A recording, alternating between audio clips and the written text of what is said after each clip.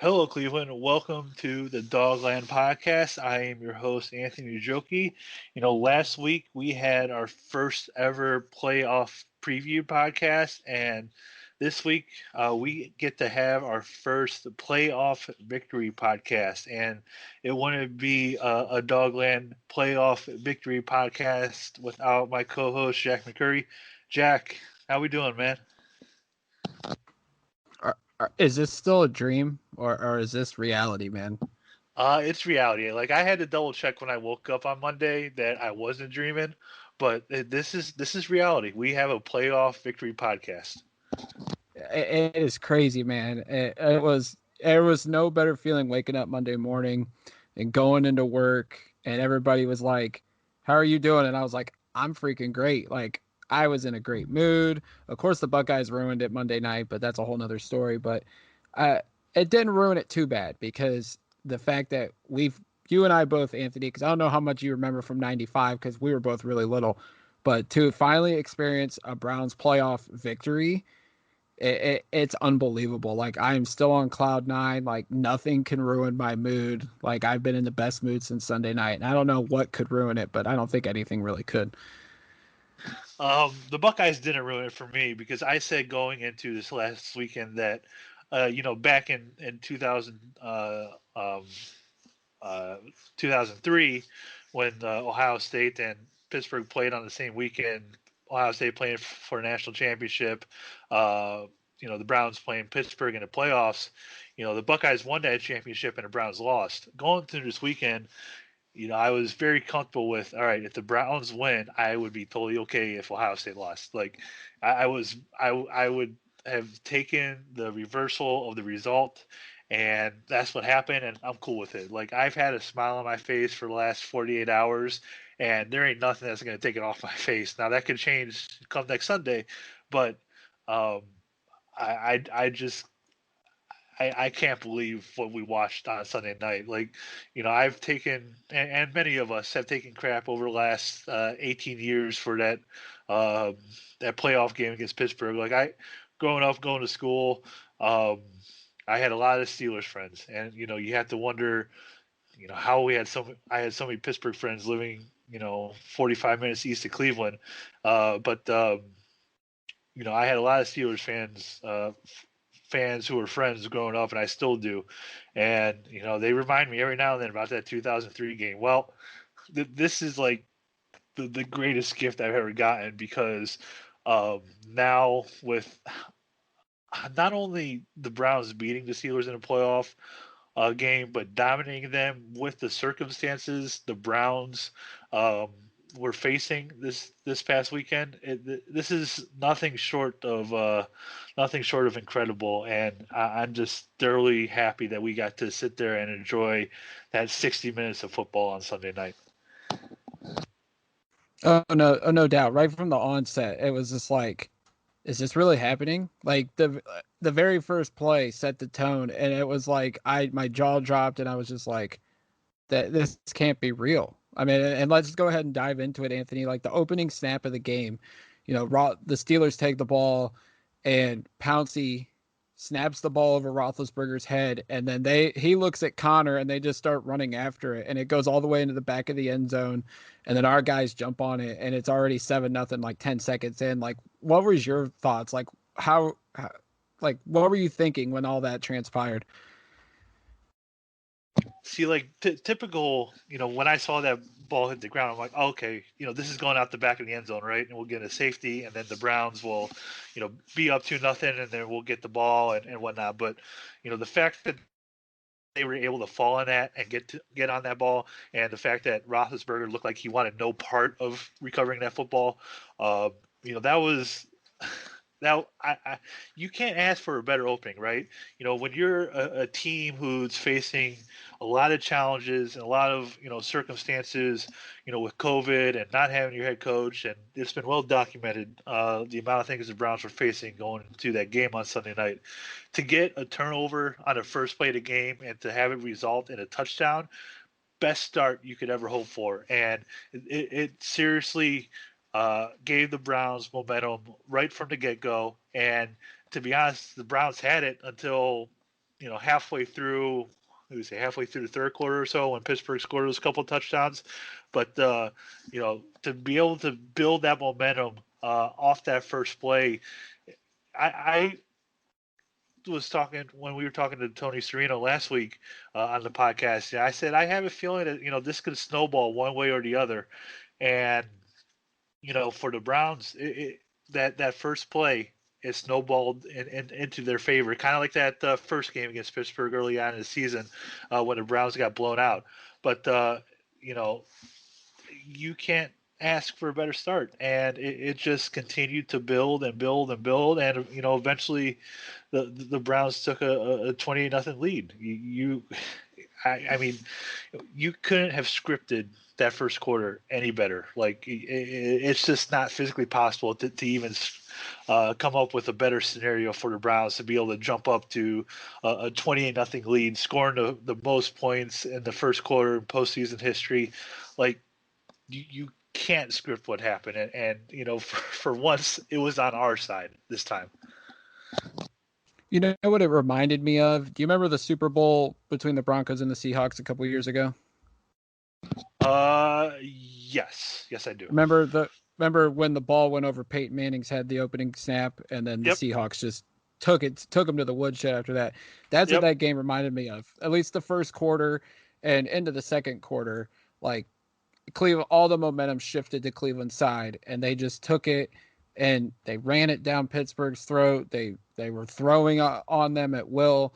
Going to like the next touchdown, obviously, I forget who intercepted the ball, but the Landry touchdown, Andre Knott went to Jake Burns and said, "Is that the same play that Minka picked six Baker on from earlier in the season?" And Jake broke it down, I think Monday morning. It was the exact same play.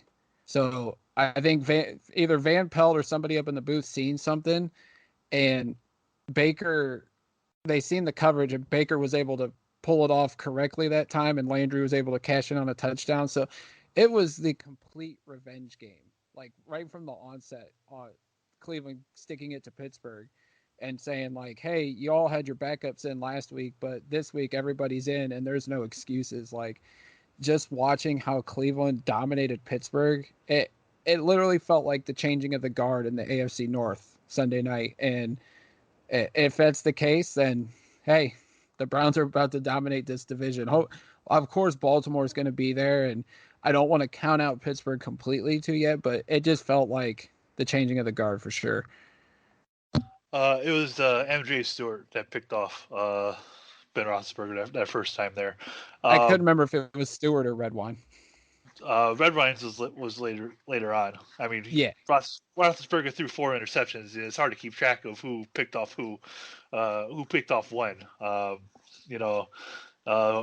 mean, I guess we'll go there, right? The turnover battle was obviously in the Browns' favor. The fumble, the 4 interceptions. The Steelers turned over 5 times on Sunday night, and look, there was another point I had with Tony the other day on a podcast on the playoff preview that if the Browns want to win this game, they have to cash in on whatever turnovers the Steelers give them. Obviously, they cashed in on the fumble. They cashed in after the interception. They cashed in after the second interception by Roethlisberger, and then later on, let's see here. They had a field goal after the last interception. So, to be able to score touchdowns on most of those and then having the field goal, they were able to get those turnovers, turn them into touchdowns. And look, that's how a team that is the underdog, that is undermanned, understaffed, wins football games. Is you have to convert those kinds of opportunities. And look, Jack, it seems like every time this year the Browns have been able to create turnovers, they've been able to cash in for points. And I honestly think that's the biggest difference in this team from this year to years past, is to be able to, capitalize on other teams' mistakes for once. Yeah, I mean, the defense hasn't been the greatest this year. I don't think there's any doubt about that. But the one thing that's helped them is the turnovers. And if we were going to beat a team like the Pittsburgh Steelers, it was going to be dependent on creating turnovers or forcing turnovers. And the fact that we forced, what was it, 4 or 5 turnovers Sunday night, that really put the ball in motion to allow the offense to cash in. And like you said, that's been the staple all season. We've been able to force or create turnovers, and then the offense will finish the job. And they did that Sunday night. I mean, 2 interceptions in a row by Stewart and Redwine. I think there was touchdowns on both of them. Taki, like you said, Taki intercepted late, and we were able to kick a field goal, and that sealed the victory. I mean, that's what's been so great about this team is all 3 phases have done their job in big games, and it's helped help us win big games. Obviously, and it's complementary football. If the defense does their job, the offense will do their job, and vice versa.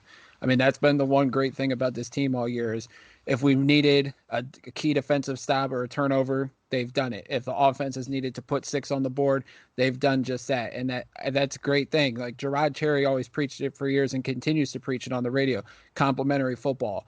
And that's something that, over the years we've watched either they've had a great offense but a really bad defense, or they've had a really good defense but a really bad offense. And now we're starting to see complementary football, and that's kudos to the coaching staff. They help put these guys in the right positions to succeed, and the players go out there and execute the job. And it's things are really starting to form something here in Cleveland, and that's great on all accounts. Speaking of execution, not having your head coach, not having the guy who calls plays, and Kevin Stefanski, it's almost like they didn't miss a beat. What do you speak of the way Alex Van Pelt handled this game plan? Because they discussed that everything that was out there was all had Kevin Stefanski's hands on it, but they have to still go out and execute it without their head coach. How do you think the players handled this execution, and then B, how Van Pelt was able to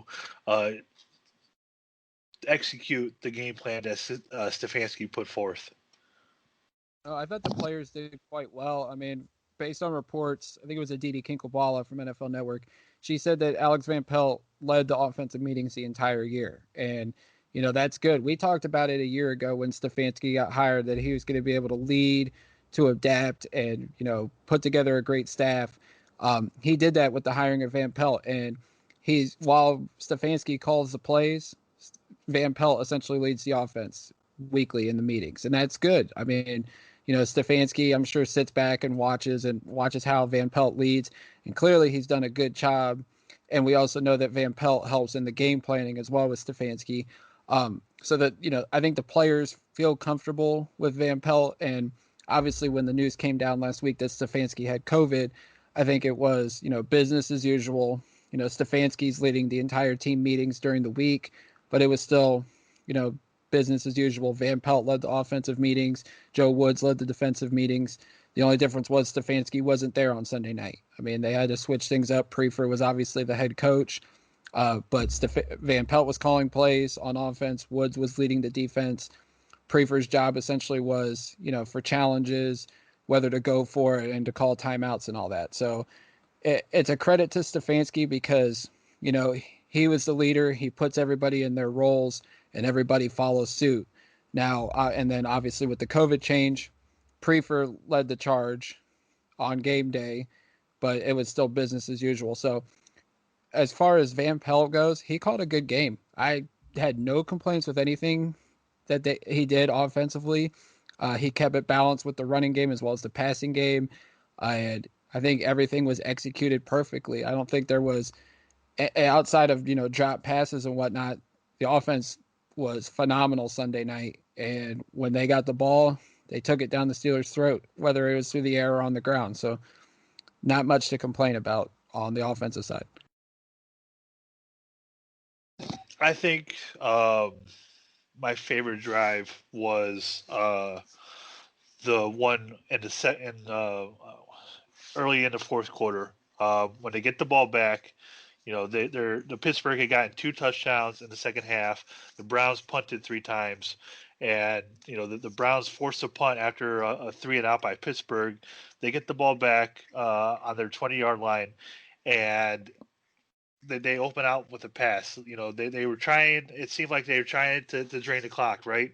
They got conservative a little bit, a little too early, but they came out in that drive, throwing the football. They had to pass to Peoples Jones. They had an incomplete pass, but from there they had 2 straight completions, one run, and then they had the big screen play that went for a touchdown to Nick Chubb. That was my favorite drive. I mean, to be able to come out after the offense stalling a little bit, and then to start throwing the football, to move the chains, to run the clock, which they were trying to do, like I said, a little bit too early, but to be able to do that, and pretty much that iced the game for the Browns. To go up 42-23 with 12 minutes left. It was getting a little hairy there for a while, but for them to respond the way they did on that drive, I thought that was just an excellent way to cap off the night.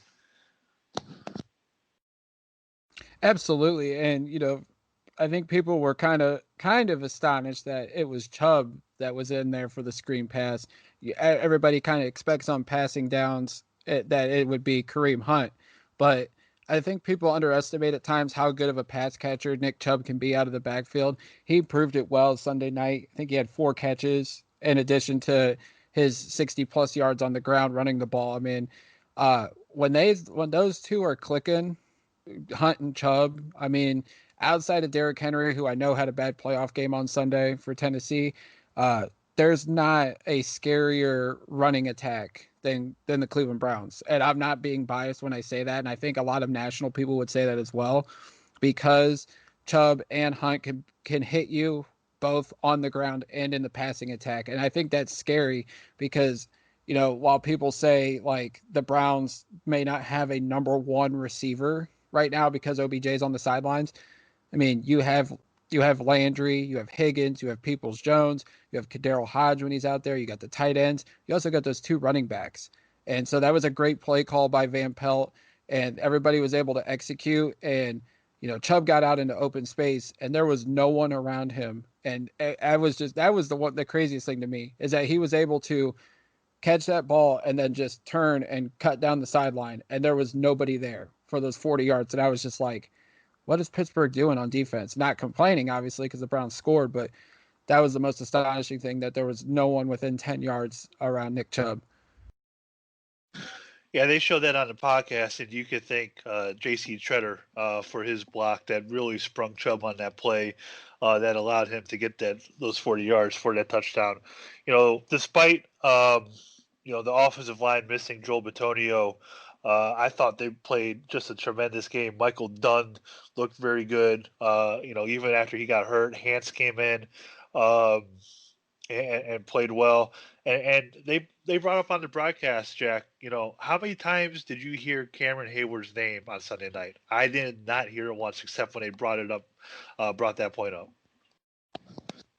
Yeah, I mean, honestly, that was my worst fear going into Sunday night, was how is Michael Dunn going to be able to go up against Cam Hayward, who's been an All-Pro since he came in the league out of Ohio State. But, and Michael Dunn was awesome in the XFL.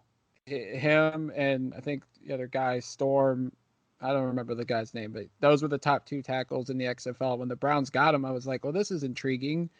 I said, well, let's see what he can be. And I think they cut him, and he's been on the practice squad, and he finally got called up because of all the injuries and stuff. But Dunn was phenomenal up until his injury. It's a shame that he went on IR because, the dude played lights out. But for Blake Hance to come in when we needed him, and then Kendall Lamb coming in for Jack Conklin, who got hurt.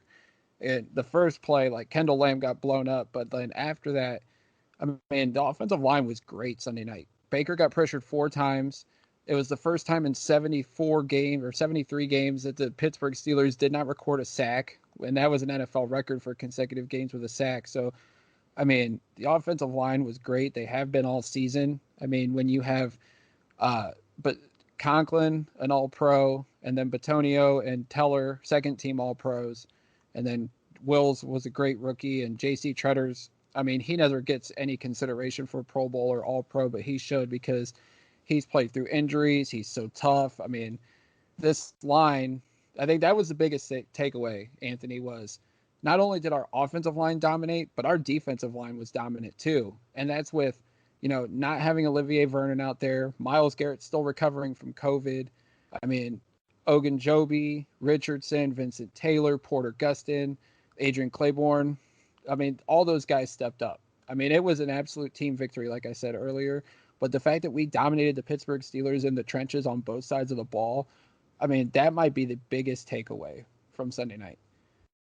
And that's where you mentioned earlier the changing of the guard, right? Because for years and years it's been the other way around, and now the Browns have enough talent and coaching on both sides of the ball to really win in the trenches. And you haven't been able to say that against the Pittsburgh Steelers for a very, very long time. And when you talk about things shifting in the AFC North long term, that's one of the big things that you look at is who wins the battle in the trenches. And um, obviously it was pretty clear that the Browns won that battle on Sunday, and there's really no reason for that to change moving forward.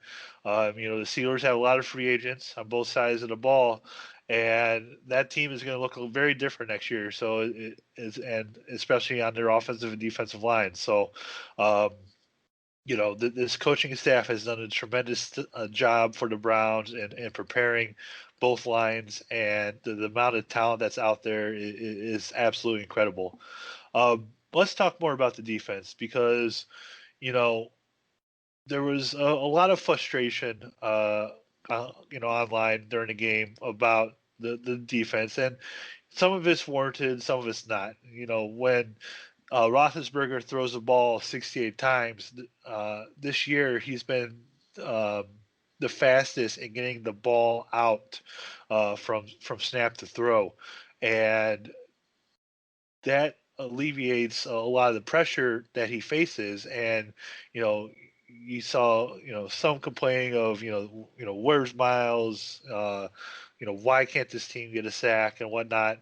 They didn't have a sack on Sunday night, but uh, when the opposing team is able to snap and throw the ball quickly, and you're not able to get pressure, that's going to happen. And look, that's part of their game plan. They had to find a way to neutralize Miles, to neutralize the defensive line. They weren't able to do it in the running game, but in the passing game, they were able to neutralize our defensive line quite a bit with the quick pass. And you're definitely going to see a lot more of that this week against the Kansas City Chiefs. But this defense gave up quite a bit of yards on Sunday, but it's definitely that bend don't break mentality, and they were able to not break because of all the turnovers that they had. Yeah, I mean, what Pittsburgh did, they did a lot of the dink and dunk because I think Joe Woods set up the secondary coverage to where, you weren't going to see the big explosive deep plays. I mean, the longest pass Ben threw Sunday night was 33 yards. I mean, yeah, Smith Schuster had a 33-yard catch. Washington had a 27-yard catch. Claypool had a 29-yard catch. But, they forced them to do a lot of dink and dunk. That's why Ben threw 68 times. I would expect Cleveland, that's going to be the same kind of scheme they go into this week against Kansas City because they have explosive playmakers. But, yeah, I mean, Ben did throw for 500 yards. I mean, obviously you should when you throw it 68 times. But, like you said, Pittsburgh did it to where, they were doing quick passes. And if there was like a tenth of a second longer, Adrian Claiborne would have had a sack. Myles Garrett would have had a couple sacks. Like, I think that's the game. That's the one thing you got to worry about with the Browns defense is our pass rushers can get after you. And the one thing, Ben doesn't have the mobility he had 10 years ago. He can't escape and rush for 10 yards now. So it's up to him. He's adapted his game to where he does get the ball out quicker, and that's good on him. Obviously, as he's gotten older, he's realized like I'm not the mobile quarterback I was when I came out of Miami of Ohio and was able to kill the Browns with for the first half of my career. But the fact that he was able to get the ball out quickly and make those short plays, it wore down the defense. And obviously they were able to make somewhat of a comeback on Sunday. It wasn't enough for them. But that's the one thing that I would expect this week going into the Chiefs matchup is the Browns defense is going to have to set up to where they're going to have Mahomes throw this many times, because if you let these explosive plays happen, you were talking about a snowball effect. If we give up the big explosive plays to this Chiefs offense that we didn't give up to the Pittsburgh offense, it could get ugly very quickly on Sunday. All the Browns have to do is look at the Alabama and Ohio State game last night. The way Devonta Smith tore apart the Buckeyes, Tyreek Hill can do that to the Browns, and you're gonna have to pay a lot of attention to him on Sunday. And Sammy Watkins and Mecole Hardman, and you got to watch out for Travis Kelce too. Right.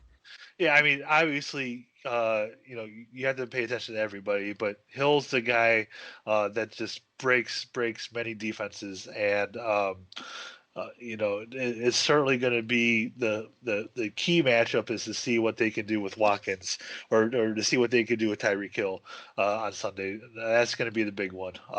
But you're right. They have so many playmakers on offense that it's going to be quite the task to try and contain those guys for 60 minutes, if it's even possible. There's a reason they had the best record in the AFC. Just because of those guys on offense. I think their defense isn't as strong, and the Browns can put up points. But like we said, we can't let it snowball on both sides on Sunday. But Jack, is there anything else we want to talk about with this Pittsburgh game before we get on out of here? I think we can't go without talking about the smack talking that Pittsburgh did and continues to do.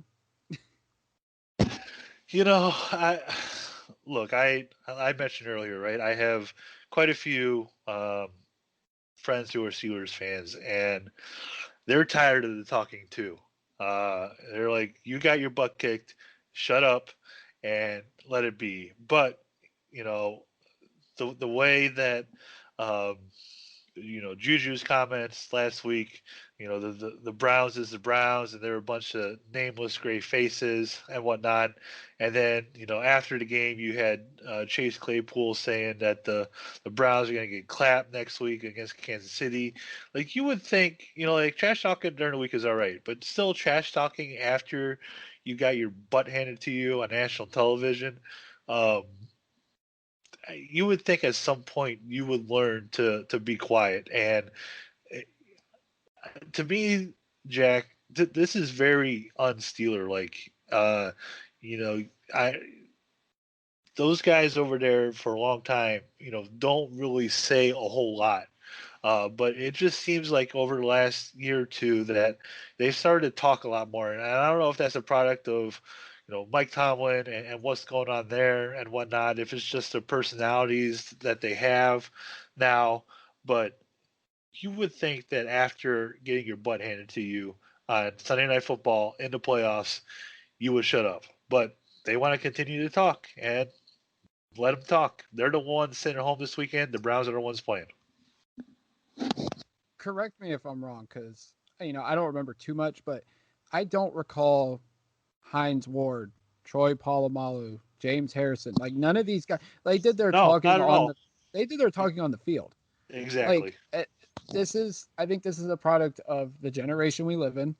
You have a lot of immature young adults, especially pro athletes, that think they can just talk and not face any consequences. I mean, we see it in all sports, really. I mean, NBA, James Harden and Kyrie Irving are the examples there.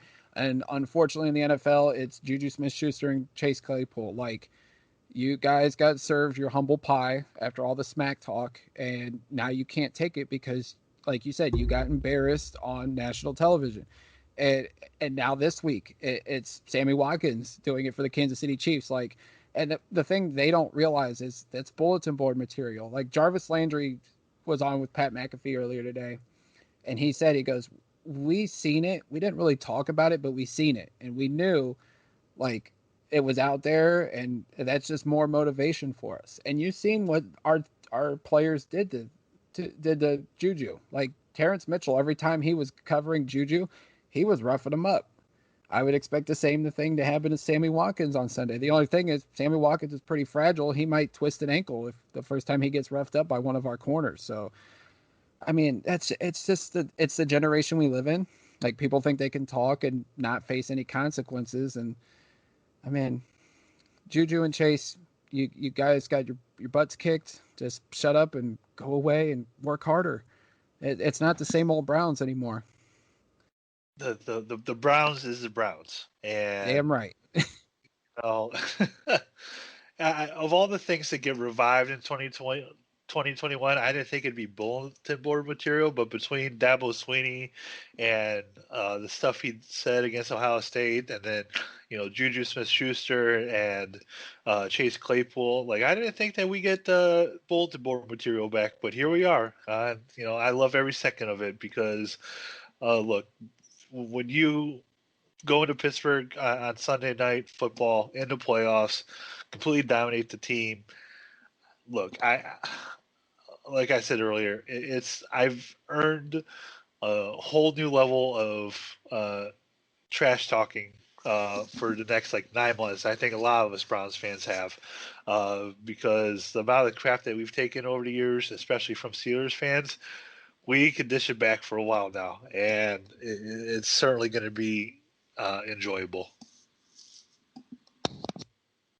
No doubt. Like the rivalry is officially back, and I mean it's great. Like hearing about the rivalry from like how it was back in the day, and let's just be fair, it hasn't been a rivalry since '99. But between what happened last year and now this year, like there's no doubt the Browns Steelers rivalry is back, and that just makes football even more enjoyable because like we got to experience Ohio State Michigan at its peak during like the mid 2000s, because it's not a rivalry anymore, but we got to see it at that. If we could get the Browns Steelers rivalry back to what it was in the 70s and 80s, it's just going to make NFL football even that much more enjoyable.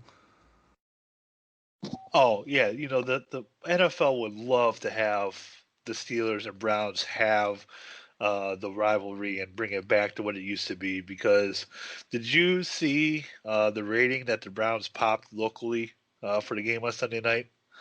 It It was like was a it was it was it was like a 51. It was bigger than when the Cavs beat the Warriors in yep, Game 7. yeah, And for a and playoff.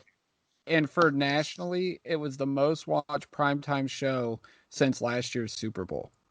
A Cleveland Browns game was the most watched anything, not even sports, any primetime show since the Super Bowl. It had 25 million viewers. Like that's crazy. And that just goes to prove that once again, the Browns are America's team, not the Dallas Cowgirls. No, they are the world's team. You are um, correct, sir. they are the world's team.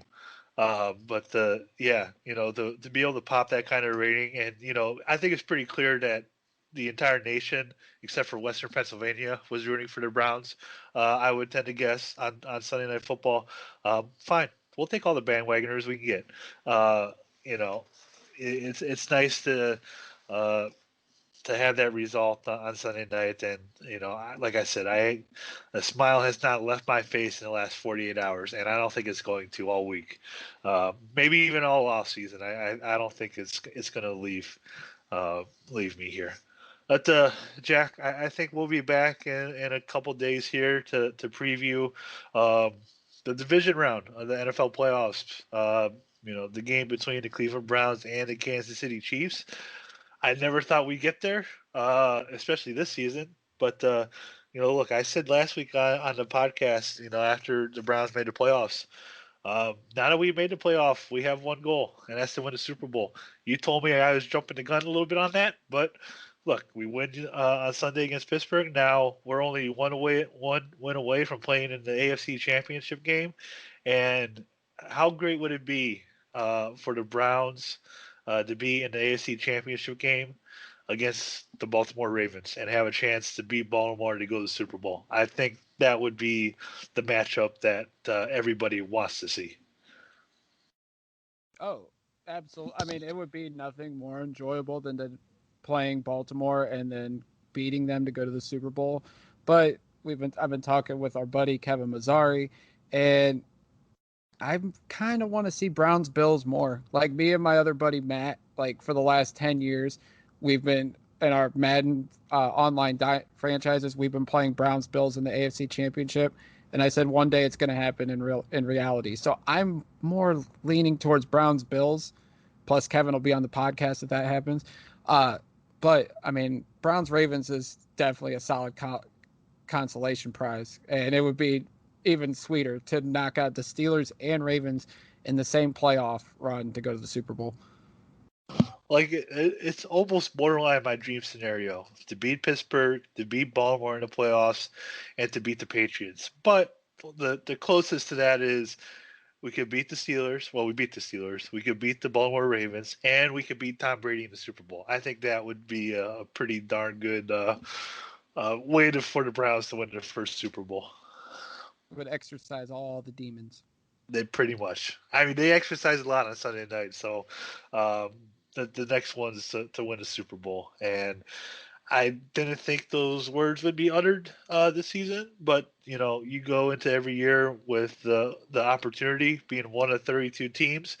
Now the Browns are one of 8 left in the NFL playoffs, and they have a good shot at this whole thing here. And obviously Kansas City is no slouch, and this game on Sunday is going to be much even tougher than the one they played on Sunday night. So I'm looking forward to it. I know you are. I know we're looking forward to talking about it more on the podcast. And like I said, we'll be back in a couple of days to break that game down for all of you. And until then, be sure to follow Jack on Twitter at JMcCurry.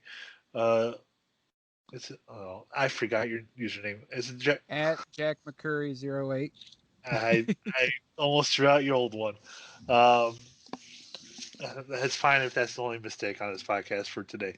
Uh, you can follow me at Anthony Joki, Joki I. Be sure to follow the podcast on Twitter and on Facebook at the Dogland. With all that, I'm gonna get on out of here, and most importantly, go Browns.